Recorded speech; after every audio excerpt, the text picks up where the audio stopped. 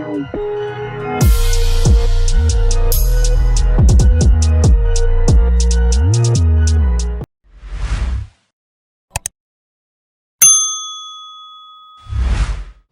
Talk UK!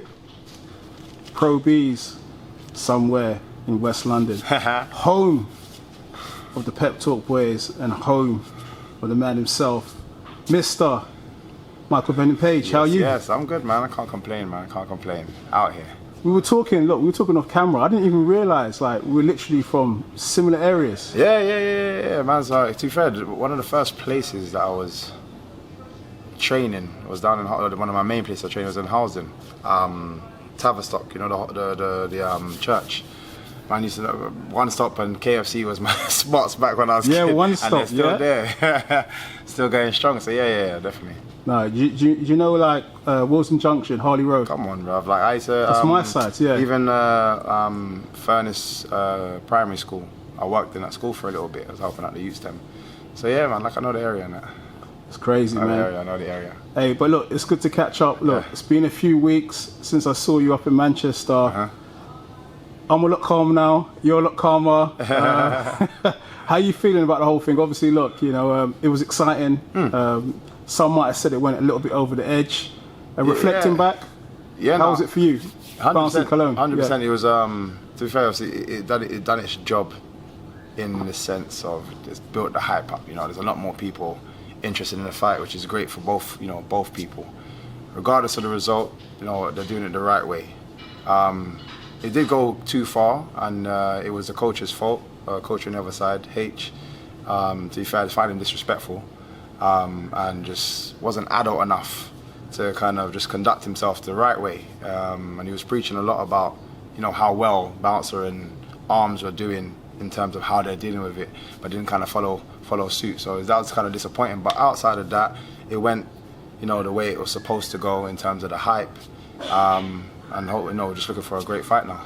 Yeah, we could say maybe excitement got the better of, like, most of us that night.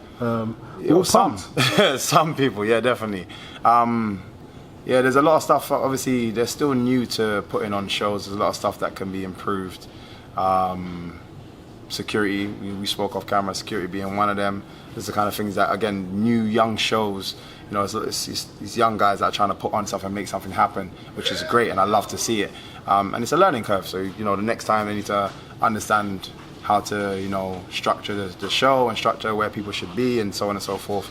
But all in all, it's still good, and it's going in the right direction. Yeah, look, we all know what you do, you know, MMA wise, we know what you do, but I don't think I've ever seen you as a trainer, stroke coach. What's it like making that transition right now? It's weird. I've been teaching since I was 12 years old. It's something that a lot of people don't necessarily know. It's not something that I kind of care to brag about. I enjoy teaching. I enjoy working with young levels, adults. I've been teaching for many years. I've run kickboxing schools, obviously doing my style of kickboxing. And even now in the MMA world, I've been teaching here and there. Right now, I'm more focused on myself, so there's a selective people that I will go and teach. You know, like obviously Armz being one of them, Big Nasty being one of them. There's certain people, and it's more to do with just personal relationship. If I get on with them and we're cool, I always like to see my kings winning. So I always, you know, I'll put time in where I can. But outside of that, it's more focused on myself and my own career. Yeah, you mentioned Armz Korleone. How's he getting on? Obviously, look, kickboxing, MMA, it's not easy. I mean, he's a big, solid lad. When I saw him in Manchester, I was like, wow, this guy. Like, literally, there's no fat on the man. He's a phenomenal athlete and human being. Lovely person, really lovely to work with, and this is kind of why I even, like I said, give my time. Energy, innit? Frequency. 100%. It's about vibrations. The frequency. Yeah. And I've said it to everybody, if it was somebody that I just didn't get to waste any time with, or I thought wasn't putting in the effort that is necessary, I wouldn't associate my name, wouldn't be involved, you wouldn't see me anywhere, because it's just, you know, I just take myself away. But he's a person that, you know, I support. I see him like a younger brother, and, you know, I want him to win in everything that he does. So, it's, you know, I'm going to continue giving my time, and he's seriously, when I say just a phenomenal athlete, the stuff that he's done in a short space of time is amazing. You wouldn't know he's only done it. It's like 4 months now. Okay. And yeah, just a specimen of a human. You know what I mean? So I look forward to him kind of putting on a show. There's a lot to it though. You're talking about the takedowns on the ground, the striking. That's a lot to learn in a short space of time. It's a lot to learn in a short space of time, and this is why I needed someone that was going to be dedicated. I literally said, it was actually Narcy that came to me and said, would I be interested in doing it? I said, I'm only doing it if I know what he's doing 25/8. So I moved him into my house. There was a room. Oh wow, is that serious? Oh, yeah? No, I'm not playing. Well, that's proper camp. When I train, he trains. When I'm doing something, he's doing something, and that's how I needed it to be. Otherwise, I wasn't that interested. You see what I mean? Because like I said, I'm putting my name to it. I've put a lot of time and effort into growing my name and being the person that I am, growing my status. So it means a lot to me. So if I'm going to pass my name on to somebody that I'm going to be proud of, regardless of the result. It has nothing to do with the result. I just want to know that somebody's put everything in, and that I'm happy. Wow, MVP just turned to Mr. Miyagi, yeah? That's it. Wax on, wax off. You don't know. do you know, a lot of people from the outside, they look at this fight and they don't know how to pick a winner. Yeah, I mean, yeah. Armz is big, he's solid. But then, Bouncer is a strong guy as well. People know about Bouncer as a strong guy. How does this fight kind of pan out for you? Obviously, I can only kind of talk on what I can see in terms of the person that I'm working with. And like I said, he's putting everything in. He actually looks like an MMA fighter. He's actually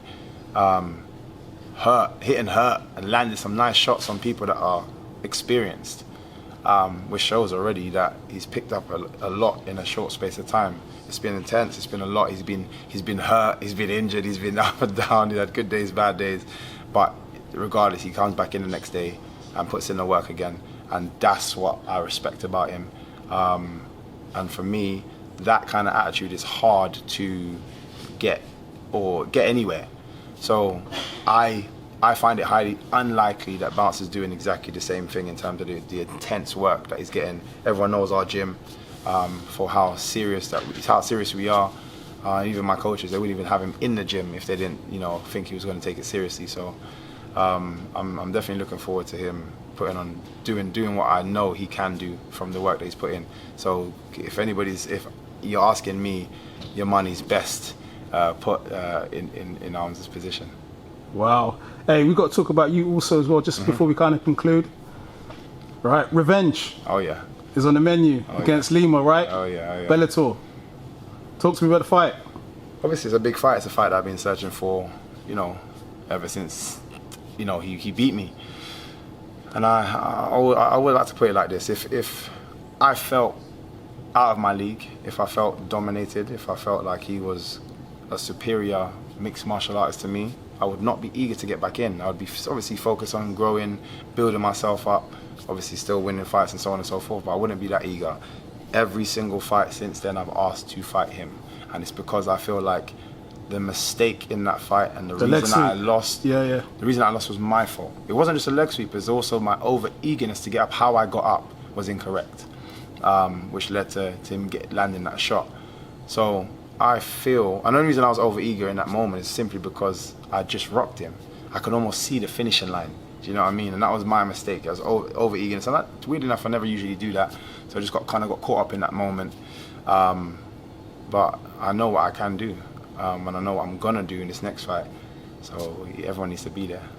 All right. I'd like to thank the man himself, MVP Michael Venom Page, Us. Pep Talk UK, Pro Beezy. We out, ya. Done now.